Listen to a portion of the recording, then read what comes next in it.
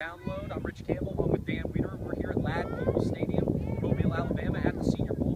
And Dan, we've had a chance this week to catch up with a couple of college players who played in the Chicagoland area.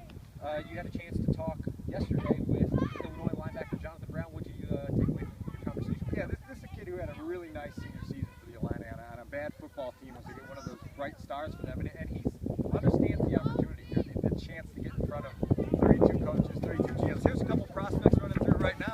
Maybe play some linebacker. You never know what you're going to find.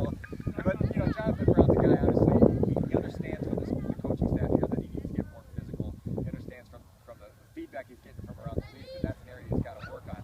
Thinks he can use his training to bulk up a little bit. But a kid with a great work ethic, moves around real well, had 15 tackles for loss, so a really good senior year. Yeah, interesting. And I had a chance to talk to Notre Dame left tackle Zach Martin, who was the MVP of Notre Dame's bowl game. Don't often see an offensive lineman. I think it was the first time in something like 59 years that an offensive lineman was named MVP of a bowl game. And what's really interesting about Martin is that he's only 6'4". It's not the prototypical height for a left tackle. So he played a little bit of guard during team drills here on Wednesday, and he realizes that there's some ways he has to overcome this height disadvantage.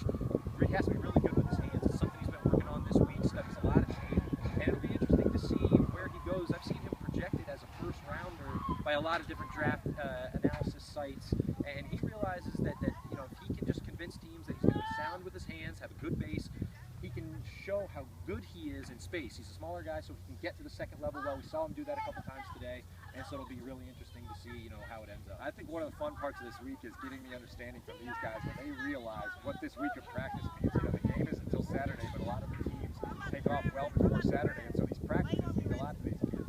And I know the Bears, obviously, they're going to look at safeties as they head to this draft. There's some good safeties out there. I had a chance to talk to Terrence Brooks from Florida State today.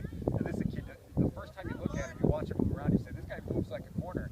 Well, he's a converted corner, and there's a reason he moves like a corner. So he's got that sort of hybrid versatility where you can play him a little bit. One of those guys that obviously will be on the radar, a really good player here. And there's a lot of those guys here that are being discovered. Their strengths and weaknesses are coming to the forefront, and they understand the stage here. Right, and for the Bears, the focus is defense. Everything through the lens of defense as they try to rebuild. Yeah, those first 2 days of the draft will be heavy defense. No question. A group that finished 32nd in the league in yards per play. They know they've got to get better, starting with that defensive line, and really all over. There are a lot of places that they could add. All right, we wrap it up here from the Senior Bowl.